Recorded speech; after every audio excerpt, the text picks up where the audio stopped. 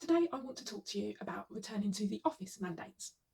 So, since the pandemic back in 2020, a lot of businesses had to quickly change their business models in order for business to resume. And so, many office based employees went from working in the office 5 days a week to working from home 5 days a week.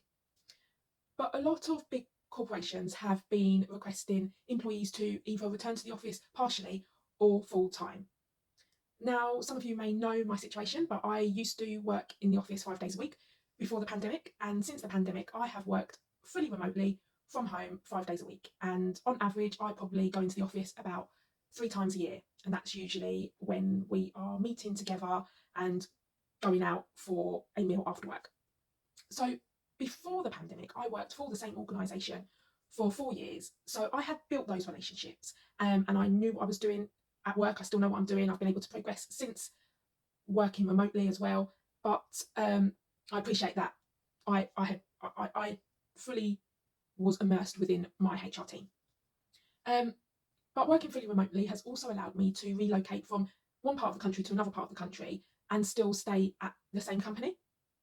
Now, lots of businesses like the one I work for have shown that it works and that it can be successful, but not one size fits all.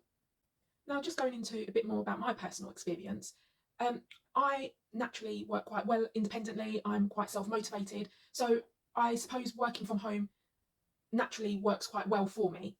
Whereas I can assume if you work better alongside others, working from home could be a challenge.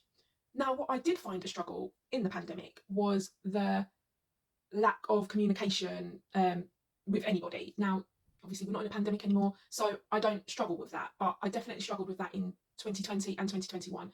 And I didn't think it would be an issue, but I really did struggle. Um, and if I hadn't worked with my team for 4 years prior to starting working from home, I may have struggled to develop those relationships. Having said that, our company has some really great training programs which help individuals build those relationships. But from a personal perspective, I think I may have still struggled having not built those relationships on a face to face basis. And also, if I was just starting out in my career, I would have probably struggled to have learned as much as I do know, because you do often pick things up just from observing others around you. It is also really important to highlight how much working from home can benefit people, especially those with caring responsibilities or with other responsibilities outside of work. It gives individuals back that commute time before and after work.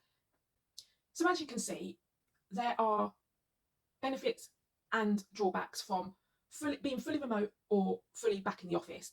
That's my opinion. So, I believe the most ideal situation would be more of a hybrid working pattern, which would suit more employees, not just someone like myself who really flourishes working from home, or someone who really flourishes working around other individuals, because we are all so different.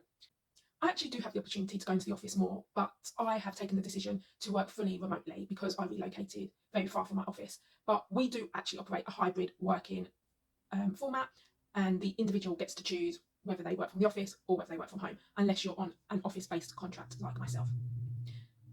So it'll be really good to hear what you think about returning to office mandates and how that may benefit you as an employee or how it may negatively affect you as an employee. And as an employer, have you decided that returning to the office is the right thing for your company, and why? And yeah, how do you work? Do you work fully remotely? Do you work fully in the office, or a bit of both? I'd love to hear what you do in the comments. Thank you very much for watching. Bye bye.